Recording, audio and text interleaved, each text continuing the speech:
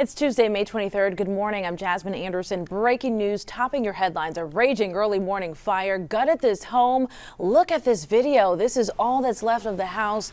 Police tell us the flames broke out around 3 this morning here on Lafayette Street and Williston Park. They have no information about possible injuries at this time. Rolling the dice, the plan to build a Vegas-style casino on Long Island is now one step closer to reality. Steve Langford was in Mineola for the key vote, and what's next? Full house Monday at the Nassau County Legislature, where the stakes were high over what's in the cards for a $4 billion casino resort proposed for the site of the Nassau Coliseum in Uniondale. This is a once-in-a-generation chance to partner with an entity that wants to invest billions of dollars without a cent of public monies. I cannot vote for a casino. This is a no-brainer. Okay, I don't have any mental reservation, no hesitation. Without a doubt, this is good for Nassau County. Las Vegas Sands seeking a 99-year lease for the Coliseum site. Its resort to include a casino, a luxury hotel, ballrooms, conference space, a live entertainment venue, celebrity chef restaurants, and a health club and day spa. We recommend that this body of legislators recommend to the next level and approve this, this transition and this proposal. This will bring money to Nassau County like we've never seen before. Las Vegas Sands estimates annual revenues for the completed project to be $2 billion.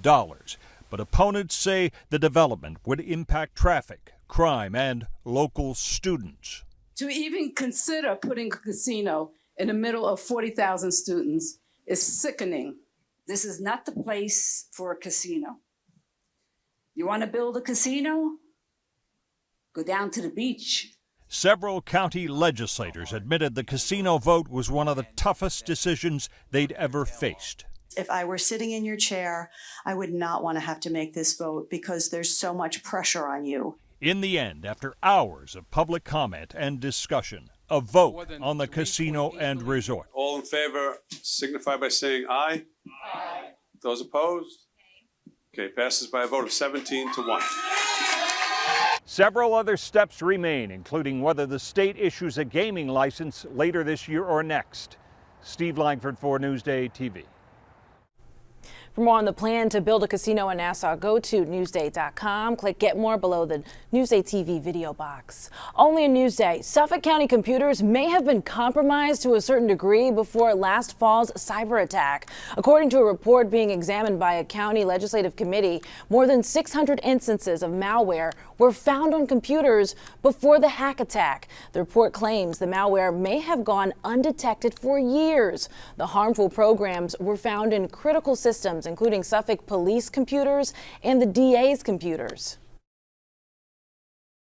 Especially in the case of the DA's systems, the fact that malware was on there and they have very secret files, very important investigatory files, district attorney, grand jury testimony. The fact that there was malware on those systems could indicate that they, you just don't know. You want those to be the most secure systems that you have. And the DA has been, has expressed some interest in separating from the county so that they can secure their systems. To read more about the malware and the investigation into the Suffolk cyber attack, go to Newsday.com and click the Get More banner below the Newsday TV video box. Only in Newsday, the alleged gang member accused of shooting a Suffolk police officer has been indicted. Court records show Janelle Funderburk has been charged in a 13-count grand jury indictment. He'll be arraigned Thursday on new charges. Funderburk is accused of shooting Officer Michael LaFauci in the thigh during a robbery investigation early this month in Coram. Newsday has exclusively learned that rapper Fetty Wap is seeking the minimum 5 years in prison when he's sentenced. The artist, whose real name is Willie Jr. Maxwell II, finds out his fate tomorrow in federal court in Central Islip. He pleaded guilty to his role in a scheme to acquire more than 500 grams of cocaine on Long Island and distribute it in New Jersey. Fetty is facing up to 9 years behind bars. Your commute could soon cost you more money. The MTA is now planning a 4% fare hike for LIRR riders. Tolls would go up by 5.5% under the proposal. If approved, the new fares would take effect by Labor Day. Happening today, former President Trump will appear virtually in Manhattan criminal court. Prosecutors in the case are looking to make sure he understands the terms of a protective order in his case. Trump has pleaded not guilty to 34 felony counts of falsifying business records. He's been barred from sharing on social media any evidence turned over by the Manhattan DA during discovery. A shuttered local movie theater is getting ready to bring back summer blockbusters. After a 6-year closure, South Bay Cinemas in West Babylon is set to reopen in a few weeks. It received a $1.3 million renovation, perhaps the biggest change you will see. We're going to have a full-service bar with a little lounge area so you can come on in, have a drink before the show. And if you want to bring it into the theater, that will be fine, too. The concession stand is brand new. Nice. South Bay Cinemas hopes to reopen June 16th. Coming up on this Tuesday, an exclusive look at a special graduation at Hofstra. This was amazing. A little bummer to miss out on yesterday, but this was really special. Why these students were given a private ceremony, plus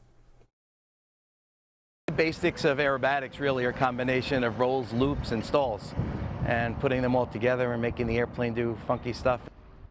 Look at that, only in Newsday. Bill Corbell goes for a ride with a high-flying hometown hero about to thrill the crowds at the air show. But first, your hyper-local weather. Clouds giving way. Sun this afternoon, highs in the mid-60s.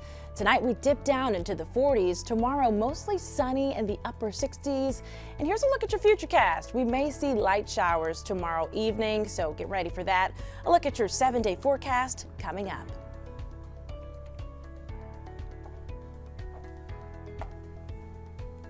Watch Newsday TV on the big screen. Use the remote to activate Siri, Alexa, Roku, or the Google Assistant on your streaming device. Say, install Newsday. Newsday TV, covering Long Island like no one else can. Newsday Sports is brought to you by PC Richard & Son.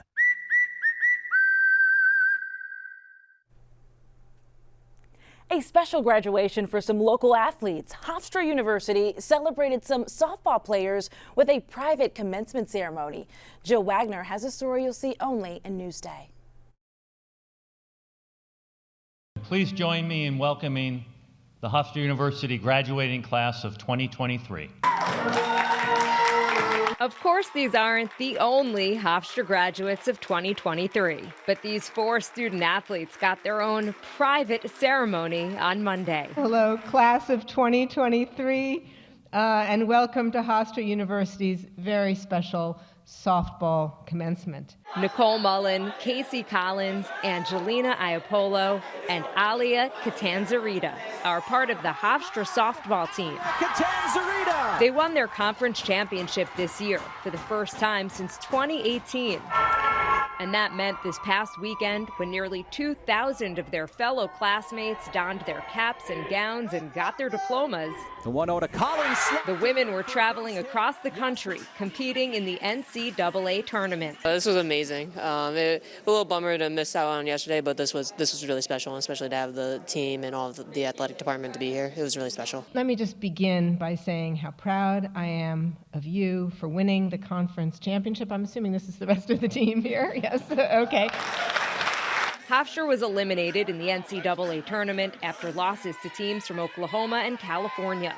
But the team and these graduates came home feeling like winners. You are a shining example of everything that we do and that we represent. The graduates say that in addition to the lessons that they learned in the classroom here at Hofstra, They'll also be taking with them the lessons that they learned right here on the softball field. The amount of adversity you face, especially in this sport, like you fail 7 out of 10 times and you have to learn how to deal with that. That's like probably the biggest life lesson is how to deal with failure. You learn so much as an athlete. I feel like I can get through anything now. Pitcher Nicole Mullen graduated magna cum laude. I didn't even actually know that, so that was a surprise. I found out this morning. How proud are you of your daughter? I'm so proud of her. I'm gonna cry. I'm super proud of her. The Hofstra Pride living up to their name. Jill Wagner for Newsday TV. They are definitely winners in our book, and congratulations. For more on the softball commencement ceremony, go to Newsday.com. Click Get More below the Newsday TV video box.